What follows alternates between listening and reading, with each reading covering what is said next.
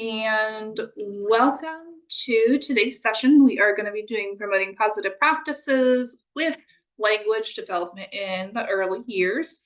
If you'd like to, we have some questions on the screen. So thinking about what are some of the things you're most interested about learning about this afternoon. And then also, is there a new, interesting, or funny word that you or a child have used recently? If you'd like to go ahead and respond to those questions in the chat box, go ahead and do so. Go ahead and give you guys just a few seconds to think about that.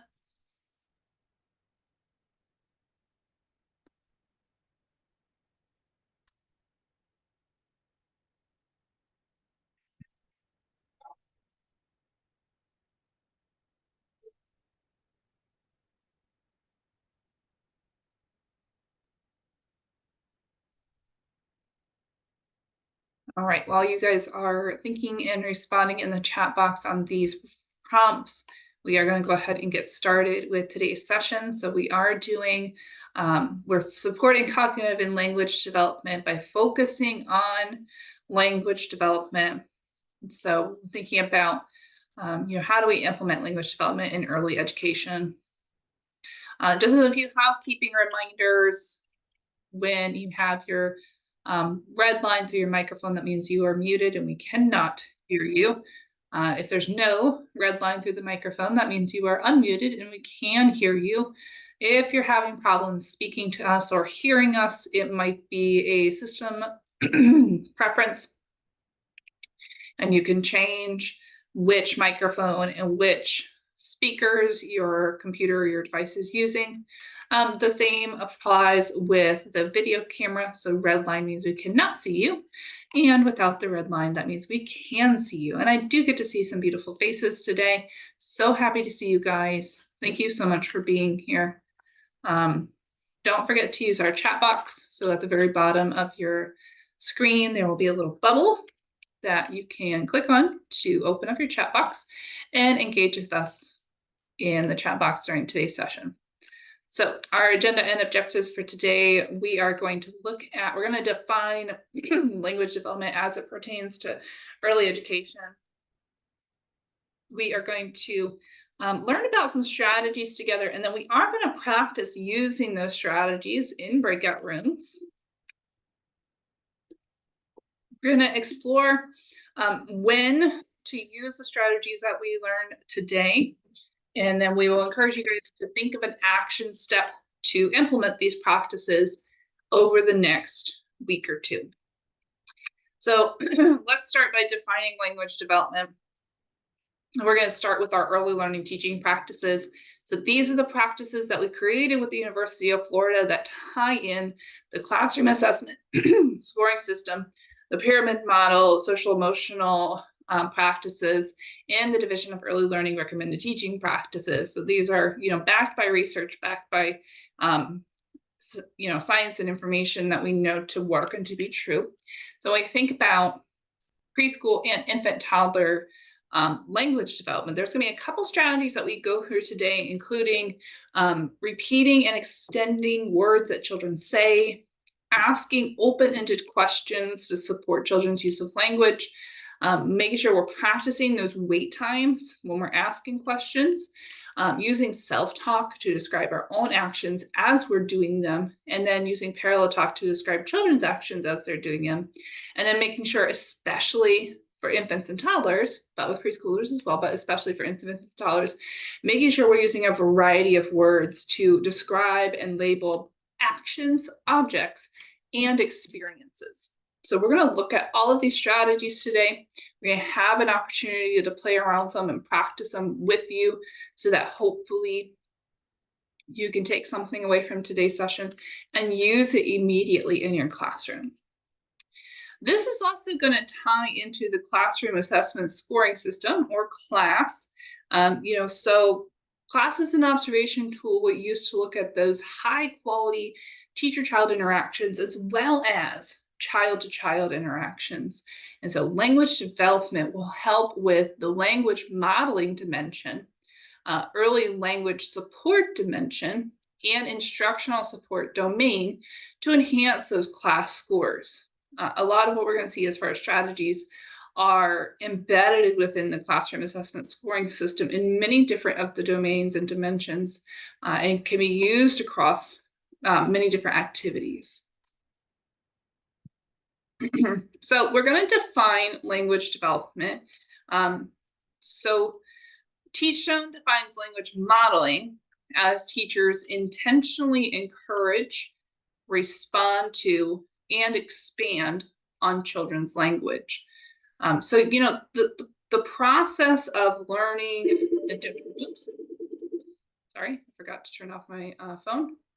So the process of learning, you know, new forms and meanings and how to use words and how to use sounds comes from us as teachers and as early educators.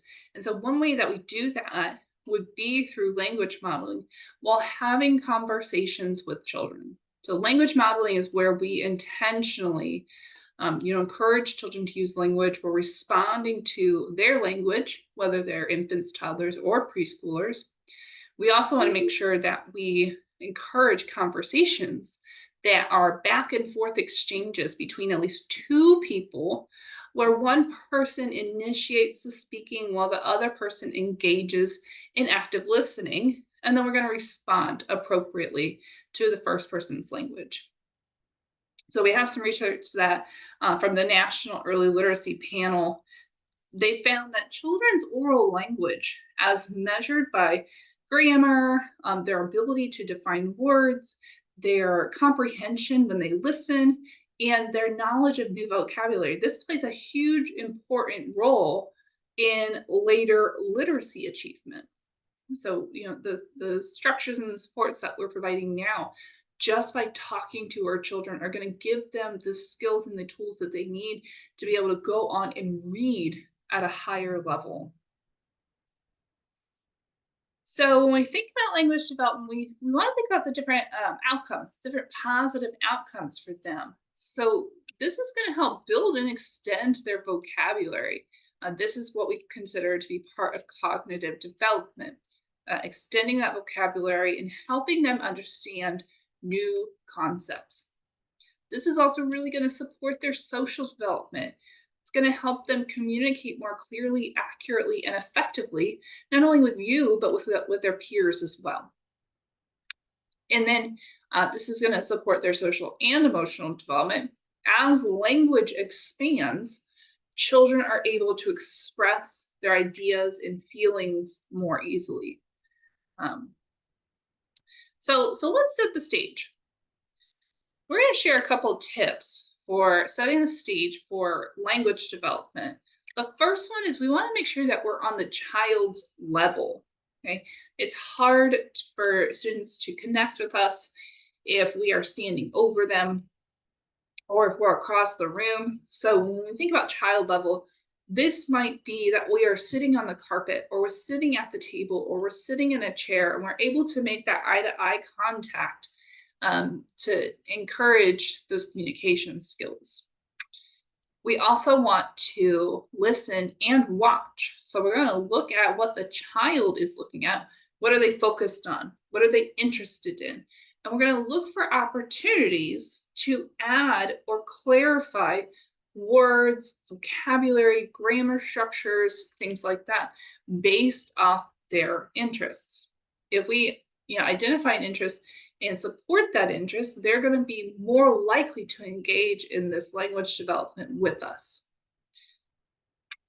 We do want to match our tone. So if we have a happy child, try and match it with a happy tone.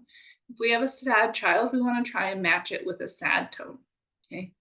And then finally, turn taking. We want back and forth exchanges. Okay. This helps us practice turn taking in communication and supports future sharing. This could also include nonverbal language as well, including a smile, including a thumbs up, including a wave. So with all of these strategies to set up the stage for language development, we want to also remember to pause. and try not to take over the conversation. So if we ask a child a question, use that wait time. It takes about 2 to 3 seconds of wait time, depending on the child. Sometimes we need a little bit more. Once we ask a question, to give them time to think and to respond before we ask the question either in a different way or before we move on to a different question altogether, or even before we try and provide a hint to help the child respond appropriately. Okay, give them the opportunity to really think it through. This one takes practice. Because we tend to want to ask a question and then very quickly rephrase it so that we think it makes more sense. But if we give the child the opportunity to process that information in their own time, that helps them connect more concepts together. So with this one, it might be a question like, oh my gosh, Miss Jolise, tell me about your weekend. Okay, give her a couple seconds, let her respond before we go and say, oh, well, did you help your mom with anything this weekend? Did you go anywhere? Ask that first question and then count in your head 1, 1,000, 2, 1,000, 3, 1,000. See if they respond. If they don't, it might need to be closer to 5 to 7 seconds, depending on the question, especially if it's a harder question that they really have to process information. Or if you have a student who has a developmental delay, we might want to adjust it to that 5-second mark. Give me just a second. All right. Any questions about setting the stage?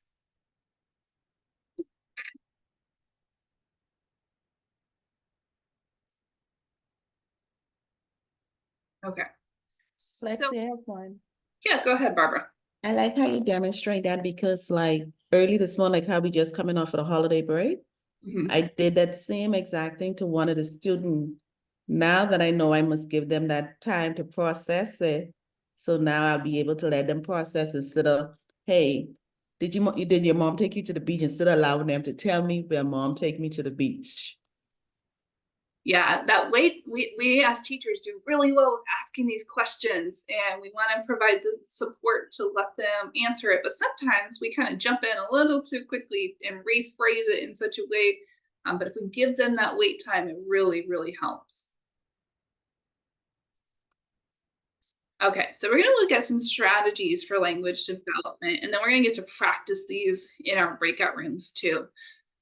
So with we have 5 strategies for language development. Our first one is going to be repeating and extending.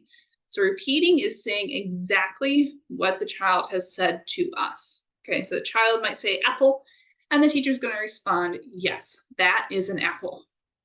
Now, if we want to extend on what the child has said, we're going to give some more words, some more information, more descriptive factors. So we'll add more information and say, yes, that is a red, round apple. Okay, talking about its physical characteristics, maybe even the way it smells or the way it feels, giving more of that language. When we talk about self and parallel talk, so self-talk is where we are describing our own actions as we're doing it. So I am washing my hands so that I can prepare food for you today. This is really helpful too when we are stating what we're going to do in a moment in regards to respecting an infant's state. A lot of times, especially with infants, we kind of just go and scoop them up. We go sit down and play with them. I see your hand, Miss Melinda. I'll be right in just a second. We kind of scoop them up. We pick them up to go do diaper change, or we go sit with them with a book. But before that, let's try and tell them what we're going to do. I'm going to pick you up so that we can go get a diaper change together. Miss Melinda, what was your question?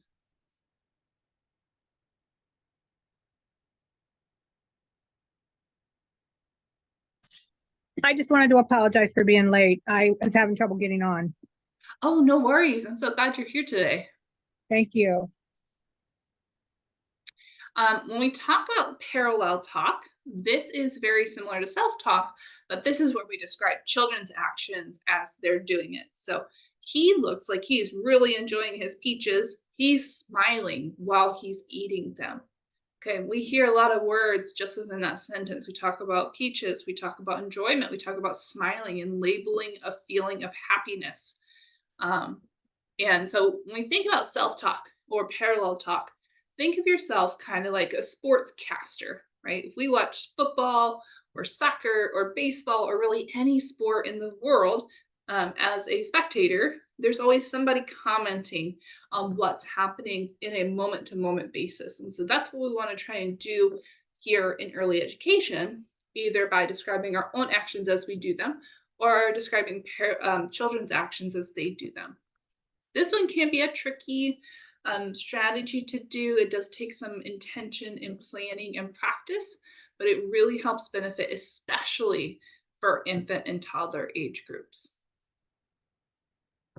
All right, our fourth strategy is open-ended questions.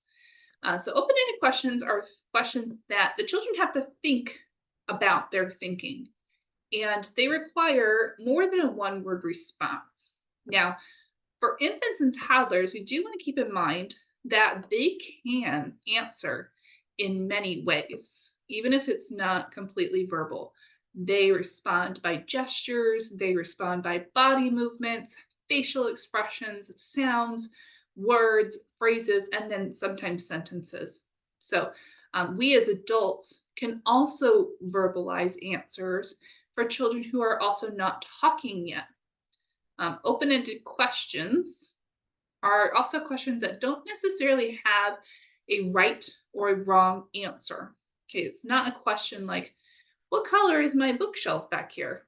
Oh, that's brown. That's a closed-ended question.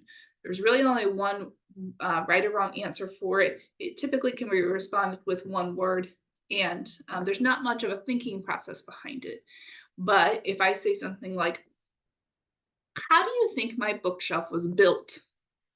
Right? That takes a little bit more thought process and definitely way more words for them to respond to your question. Open-ended questions are where we really want to focus on that wait time, okay? Because there is no right or wrong answer, and they are going to require more than one word to respond. So that 5 to 7 second structure might be where you sit in for waiting on a response. So the open-ended question here example is, how do you think banana bread was made? And then our last strategy here, using a variety of words to describe or label objects, actions, and experiences. So the example here is, look at the gallon of white milk. I need to hold it with 2 hands while I pour because it's full and heavy. So, we hear a lot of language here. Gallon, right? I am pouring it. It's full, it's heavy. So we are describing the milk itself, but we're also describing our actions and our experiences with this milk as well. So with advanced vocabulary, we want to use familiar words to build on maybe unfamiliar words. Okay, for example, a lot of kids know what small is, but we might want to add to their vocabulary the word tiny. And so we might say, oh, that's really, really tiny. Something along those lines. I see a tiny ant. That is a really, really small ant. Okay, so tying small, which I know already, to the word tiny, which they're learning as new.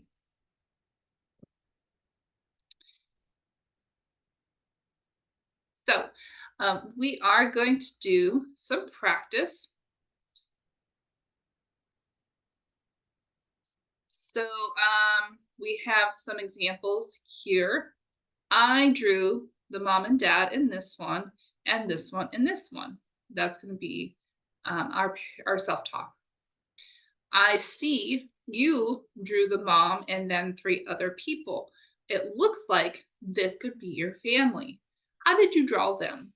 Okay, so this is kind of a combination of parallel talk where we're describing the children's actions, but then we asked an open-ended question. How did you draw them?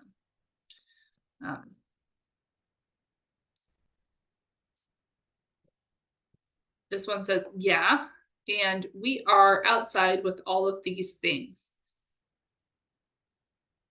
So we might repeat by saying, you are outside, or we might extend into, and it looks raining and sunny at the same time. We might include some advanced vocabulary like rainbow, beautiful, sight. So it might sound something like, you're playing outside on the grass, and it looks like it's raining and sunny at the same time. Together, the sun and the rain must have created this rainbow. That must be a beautiful sight for your family. Miss Melinda, did you have another question, or is your hand just still up from last time?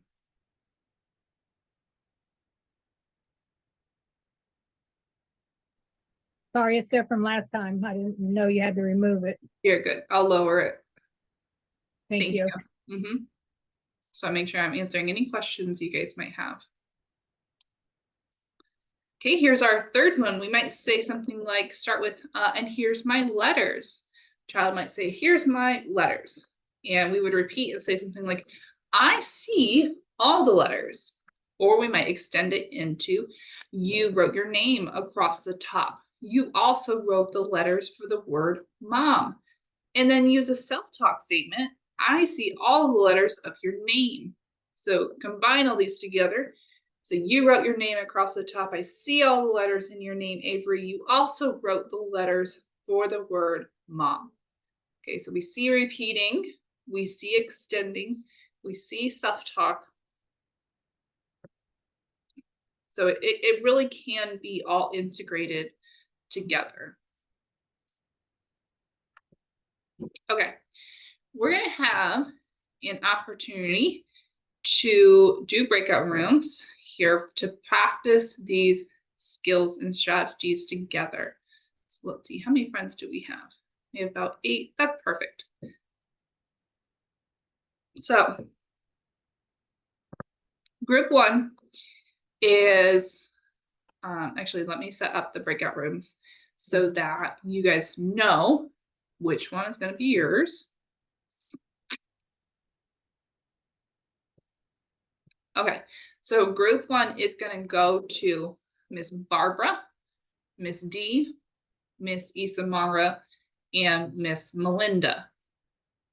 Room 2 is going to be Miss Barbara Grant, Miss Jolise, Miss Noralise, and Miss Shrisha. Miss Barbara Perry, I'm sorry, you were the one in room 1, and Miss Barbara Grant is room 2. Thank you, Lex. I apologize for my situation. Oh, no, you're good. I'm glad you're here today. All right, so room 1, you guys are going to get breakout room activity number 1. So you're going to pretend like you are outside, and I want you guys to come up with a statement where you are using both parallel talk and advanced vocabulary. Group 2, I'm going to go into that room with you guys, and we are going to pretend like we are in a small group cooking project, and we're going to come up with a statement that has an open-ended question, and we're also going to use some advanced vocabulary. And then when we come back together, we'll share those 2 statements from the breakout rooms, and then we'll tackle the third one together.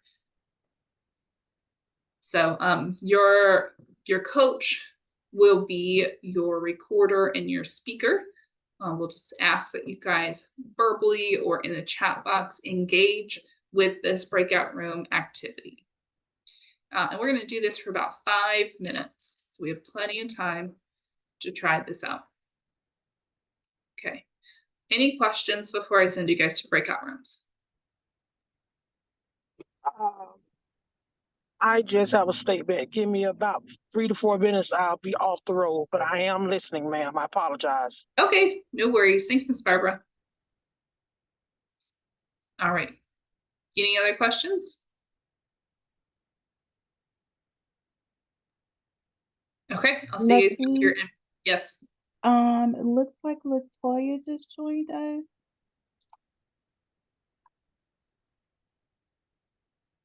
I don't think she was here before. Okay, I got her in a room. Thank you. Okay, perfect. Although I'm so sorry. I messed up the rooms. Okay. Apologies. I messed up the rooms. Let's try this again. Room 1 is going to be Miss Barbara Grant, Miss Barbara Perry, Miss D, Miss Norlise, and Miss Tresia. Room 2 with me, you guys are going to be Miss Isamara, Miss Jolise, Miss Latoya, and Miss Belinda.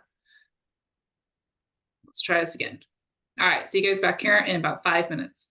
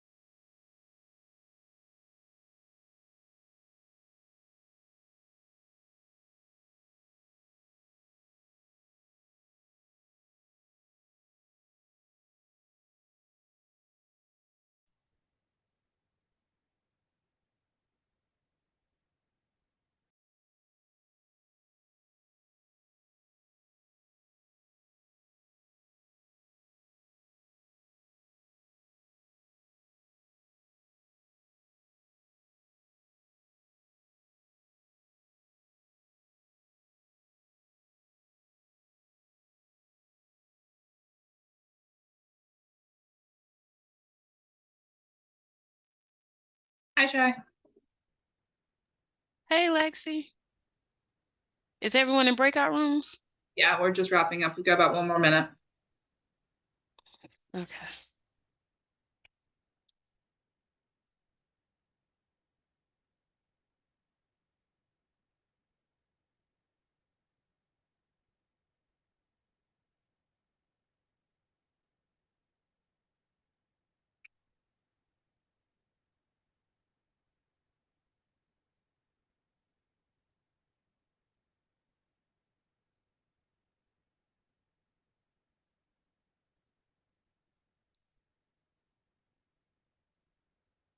Hello. Hello. I'm sorry you've had such a hard time getting on today, Miss Barbara. Sorry, I've just got to my place, so I apologize. Are we still in the breakout room? They've got about 20 seconds left. Oh my God. I don't know, it kept spinning, say please wait, and it was just spinning, but it never let me in. Sorry, Miss Barbara. I'm not sure what happened. I did just see that you tried to call me and you emailed me. When I'm on these sessions, I don't answer my phone. Yes, ma'am. I just was letting you know I was trying to get in, but I'm in now, so I'm home, so I got regular Wi-Fi, so I should be okay now.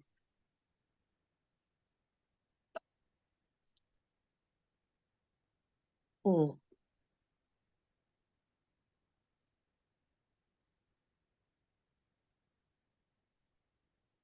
Okay, I think everybody came back. So we are on these prompts. So Ms. D, what did your room come up with for outside time using parallel talk and advanced vocabulary?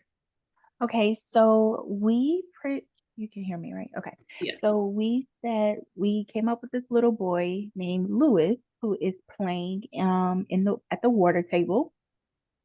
And we say, Lewis, how does the water feel? We give him time to answer. And we then ask him, do you feel this water is the same water that you have at the home? We pretended as if we added food coloring to the water that he's playing in. And we continue to ask more open-ended questions, like where does the water come from? Give him time to respond. Do you live in the water? Do you see fish in the water? And then to add some vocabulary, we can say, do you know any other marine animals that live in the water? Yeah, marine animals are good. Thank you, Ms. D and Ms. D's group. You're All welcome. right, our group for small group cooking projects with open-ended questions and advanced vocabulary, we talked about asking questions such as, how many ingredients do we need? What are you cooking and what do you need to make delicious food? Which side of the plate is the pasta and how much pasta is there? And how many people are we feeding and how much food do we need to make for them? So we had some good questions on our end. So let's try the third one all together. Either unmute and verbally respond or post something in the chat box. So we're going to pretend like we're at lunch. We're going to use self-talk and open-ended questions. Does anybody want to give that a shot? Give it a try?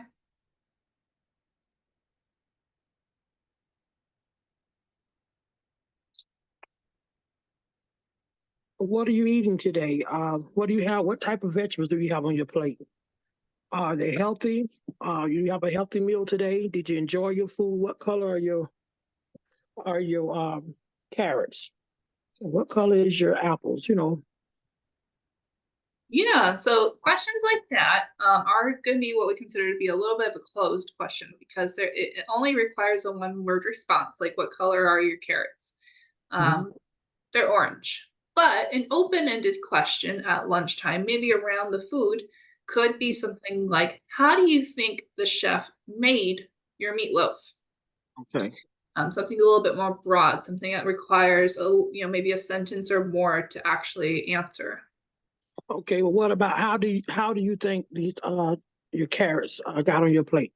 Yeah, that's a perfect one. That's great. It took a seed. you know, Right. engage with the conversation, and it took a seed to grow the carrots and Yeah, the apple. you are right on track, Miss Barbara. That's a great one. You know, carrot is grown in a regular field, and a apple is it comes from a tree. You know, just engage in that. You know, thank you for the input. You're welcome. And also we can print Miss Barbara the My Plate download, and we put in to the table, and we talking about where is the dairies, where is going the pasta, where go the rice, and we can show the kids more about what we can eat during the day. Okay. Very good. Thanks for trying that out, ladies. I appreciate that. We do have some in the chat box too. Miss Noralise really hit it on the head with some self-talk statements by saying, I'm going to eat my food. I have rice and beans. Let's see who has rice and beans like me. That's a really good, those are really good self-talk statements. Miss Latoya had given us some. I'm going to help you serve your peas so you won't drop them. And I'm going to wash my hands before serving your food. Those are some really good self-talk statements. So saying what we're doing as we're doing it. Nice work, ladies. Give yourselves a round of applause for trying that out. All right. We're going to skip the breakout room prompts because we already went through that. Okay, so we did these statements and we got a good handle on what these are. So any questions about self-talk, parallel talk, advanced vocabulary, open-ended questions? Anybody need a little bit more clarification on any of those strategies?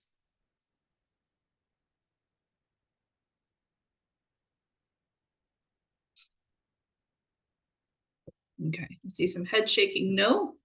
I don't see anything in the chat box yet, but if you guys do have a question, make sure you ask so we can get that clarified for you.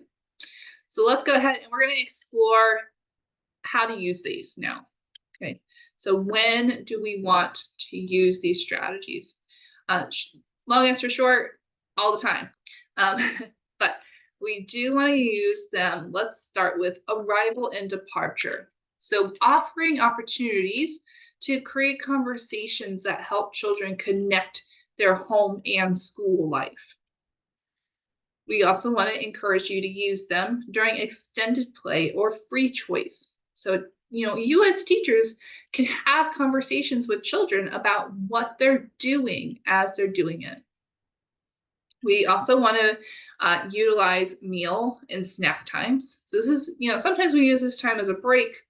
We just want to turn our brains off for just a second and eat, but use this opportunity. This is a really nice natural time for conversations regarding school and food and family and their interests and their plans. We don't want to forget about small groups. So, make sure that we're creating opportunities for conversations that help connect activities and stories to children's interests and experiences.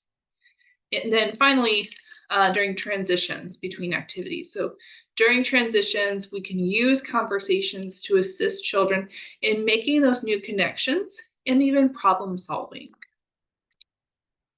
So this is going to be a short video. Let's see if I remember how long. This is about 1.5 minute video. So this is going to provide some really nice examples of teacher-child conversations across arrival, free play, and small group outdoor activities. So as you're watching this video, I want you to try and pay attention, see what kind of language development strategies we hear being used in this video. Let me make sure I'm sharing my sound real quick. And let's go ahead and get the video started.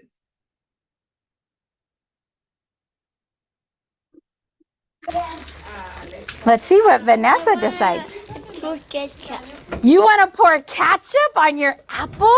What do you think an apple tastes like filled with ketchup? Good. You think it's good? Let me see. I'm going to pretend. gonna pour ketchup all over it. Let me take a bite. Mmm. Vanessa, that is the sweetest apple that I've ever had. Thank you very much. I only need one though, Angel. Can you take it back? Thank you. Mmm. Boys and girls, was that real or pretend? Pretend. That was pretend, wasn't it? Mmm. Oh, Yami says she no te gusta. Yami doesn't like mushrooms. Yami, ¿te gusta cheese or pepperoni? ¿Cuál? Cheese. Oh, Yami solamente le gusta cheese. ¿Y tú, Christopher? Which one do you like? Cheese or pepperoni? Chili. You like chile? Oh, he likes chile. Chile is hot. Yami, do you like chile? No. No, it's too spicy, huh?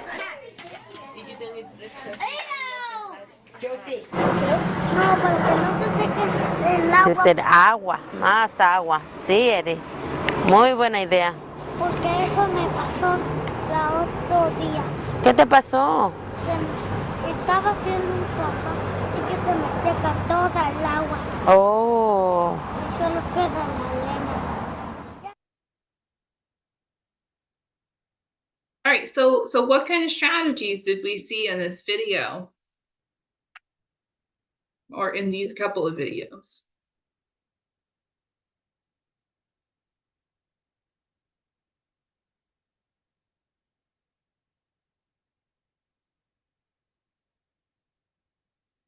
Was it parallel talk?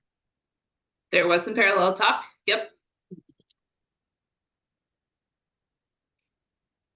So we actually get to see Open-ended question. Yes. Good job, Jaleese.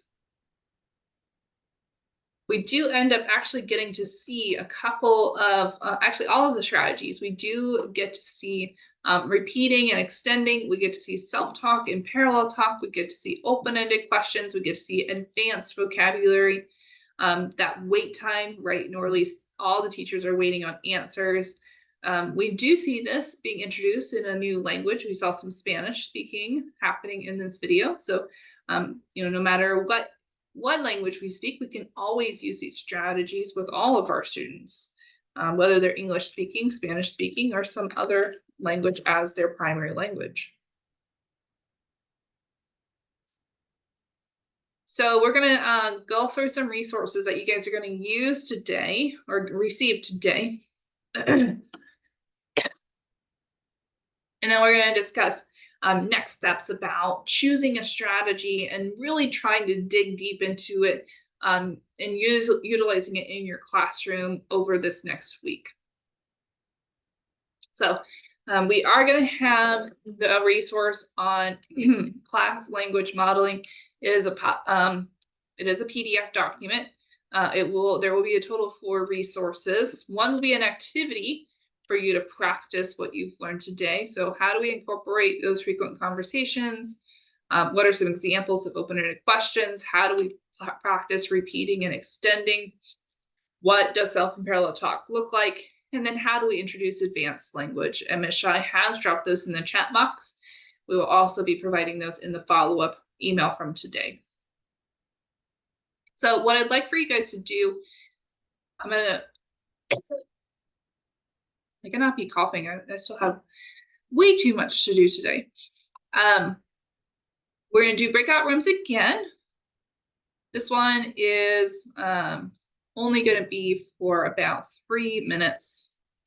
And I'd like for you guys to identify one strategy that you're going to really try and practice over this next week, whether it's open-ended questions, those frequent conversations, self-talk, parallel talk, advanced vocabulary, repetition and extension, whichever one you want. We've given you a couple, but I want you to really choose one and figure out how am I going to focus on this over this next week. Okay, so we'll send you to breakout rooms, and I'll see you guys back here in about 3 minutes.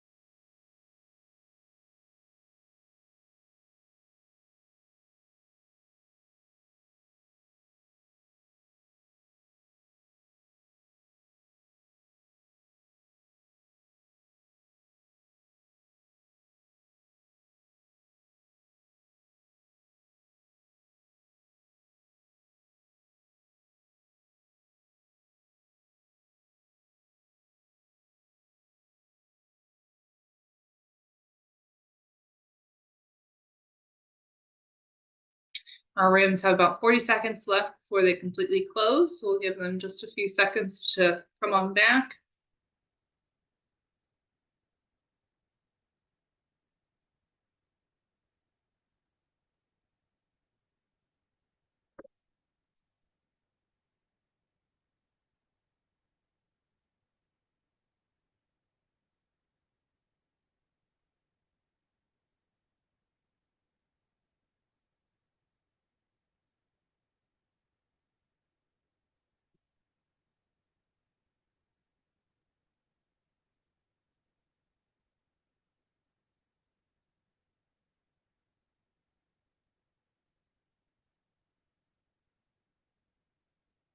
All right, we came back. Were there any lingering questions or concerns about the strategies that we reviewed today? Awesome. All right, so we're going to wrap up then. So we were able to define language development as the process of learning the forms, meanings, and uses of words and sounds. We did discuss why language development so important to help enhance children's cognitive and social emotional development. We looked at strategies for teaching language development, including repeating, extending, self-talk, parallel talk, open-ended questions, advanced vocabulary, and practicing that wait time. And then you guys identified a next step for yourself to try and work on over this coming week to really implement and practice that with your students. So with that, that wraps up our session for today. This was language development. My name is Lexi Langiri. We had Miss Shai on us today, as well as Miss D, our two amazing coaches here from the Early Learning Coalition. We just want to take a moment and say thank you all for being here and participating. Ms. Shai is going to drop the evaluation in the chat box. The evaluation is how you get your in-service certificate. Okay, we track evaluation responses across the entire year so that we have a better understanding of how to support you in ways that matter. So please give us some honest feedback when you complete those evaluation forms. Whichever email address you put on that evaluation form, it will automatically send you your training certificate to the email on that form. If you don't see it in your inbox, check your spam folder. Sometimes the system crashes a little bit, so if you're having trouble accessing it or having trouble getting your certificate, please email us if you need help on that. We'd be happy to support you. That is going to wrap up our session for the day. This is going to be our references from today's session information. So information from the Anita Zucker Center at the University of Florida, Teachstone, and the Early Childhood Learning and Knowledge Center. So I'm going to stop our recording. Does anybody have any last minute